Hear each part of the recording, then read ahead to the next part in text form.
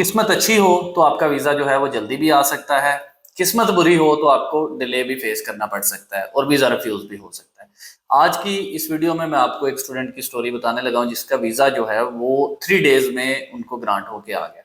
और उसकी जो सर्विस कौन सी थी, यूनिवर्सिटी कौन सी थी, प्रोग्राम कौन सा था, कब फाइल हुआ, कब आया, वो आपको दोनों चीजें मैं आपके साथ शेयर भी करूंगा स्क्रीन पे और आपको इनका बता भी दूंगा। और इस केस में जो है वो एक प्रायोरिटी सर्विस के हवाले से भी एक जो अपडेट है, जो स्टूडेंट्स फेस कर रहे हैं चीजें, उस हवाले से भी आपको गाइड करूंगा और इंटरव्यूज जर्नल की भी बात करेंगे। तो सबसे पहले ये स्टूडेंट टॉपअप के स्टूडेंट थे, और टॉपअप के स्टूडेंट से इस टाइम पे यही समझा जाता है कि ये स्टूडेंट ज्यादा हिट लिस्ट पे हैं, ये स्टूडेंट्स की स्क्रूटनी ज्यादा हो रही है, ये वो। तो इस सेंस में जो है ये स्टूडेंट का प्रोग्राम ये वाला था। इसके बाद इनकी जो यूनिवर्सिटी थी वो यूनिवर्सिटी ऑफ ग्रीनिच थी।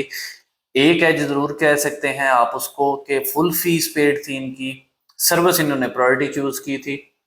और इनका जो बायोमेट्रिक था वो 18 अगस्त को था और इनको 1 को वीजा ग्रांट होके आ गया। अब यहाँ पे एक चीज को देखना जो है वो बड़ा जरूरी है कि देखें, इंटरव्यूज तो बहुत ज्यादा आपने ये मैंने इस वीक में, ये 2 दिनों में आपने देखा मेरे पास मेरा ख्याल 50 से ज्यादा स्टूडेंट्स ने कॉन्टेक्ट किया कि वीजा हमारे इंटरव्यूज आए, और इंटरव्यूज भी विद इन वीक आए हैं। और फिर इंटरव्यू का टाइम भी एक एक 2 दिन का मिल रहा है। इसलिए बार बार कहता हूँ कि तैयारी के लिए आप अपने को ये ना कहें कि जी इंटरव्यू आएगा तो तैयारी कर लेंगे। कुछ को 8-10 दिन भी मिल रहे हैं, 7-8 दिन भी हैं, ज्यादातर को 1 दिन 2 दिन भी मिल रहे हैं। इसलिए थोड़ा सा इसको आपने स्पीड अप करना है।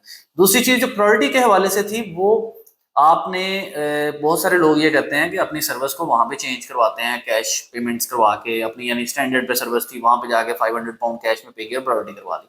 अब यहाँ पे ये स्टूडेंट के साथ ये हुआ कि इन्होंने प्रायोरिटी बाय तो मतलब उसको ऐड तो कर लिया था, पेमेंट नहीं थी की। तो उन्होंने कहा जी हम इसको स्टैंडर्ड ही कंसिडर करेंगे जब तक ये पे नहीं होगी। और उन्होंने कहा जी कैश पेमेंट ले लें। कैश उन्होंने कहा जी हम नहीं एक्सेप्ट करते, आपको ऑनलाइन ही करनी पड़ेगी। तो फिर स्टूडेंट को कुछ टाइम दिया गया, 5 से 10 मिनट 15 मिनट का। तो उन्होंने फिर वहीं पे ऑनलाइन इसको पे किया एंड इनकी प्रायोरिटी सर्विस अपडेट हुई और फिर इनका उस मोड पे गया। तो इसलिए बहुत सारे स्टूडेंट जो ये समझते हैं कि हम सेंटर में जाके इसको कन्वर्ट कर लेंगे, माइट भी किसी के पास ऑप्शन निकल रही हो किसी दूसरे सेंटर में, ये लाहौर की बात कर रहा हूँ तो किसी दूसरे सेंटर में हो, लेकिन आपने उस झंझट में पढ़ना क्यों है? जब आप प्रायोरिटी सर्विस लेना चाहते हो तो अपने कार्ड से पेमेंट करेंगे, जैसे भी आपने पेमेंट करनी है ऑनलाइन पेमेंट करके जाएं, ताकि वहां पे सेंटर में आपको कोई एक्स्ट्रा पेमेंट, एक्स्ट्रा टाइम और ये फजूल चीजें फेस ना करनी पड़े।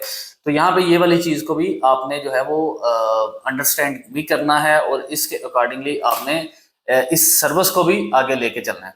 अब जहां तक बात रह गई कि जी 3 दिन में आ गया, 5 दिन में, अगर बहुत सारे स्टूडेंट्स को इंटरव्यूज भी आ रहे हैं, वीजे भी डिले हो रहे हैं, तो प्योरली मैं इस बात पे इस टाइम पे यकीन करके बैठा हुआ हूं कि इस टाइम पे मेरिट नाम की कोई चीज नहीं है यूकेवीआई के सिस्टम के अंदर जिसमें कोई सिस्टमेटिक चीजें तय हों। यानी कि अगर एक बच्चे का जुलाई में बायोमेट्रिक हुआ है, आप उसका वीजा रिफ्यूज करें, आप ग्रांट करें, लेकिन उसका एक शेड्यूल टाइम के अंदर वीजा आना चाहिए या रिफ्यूज होना चाहिए।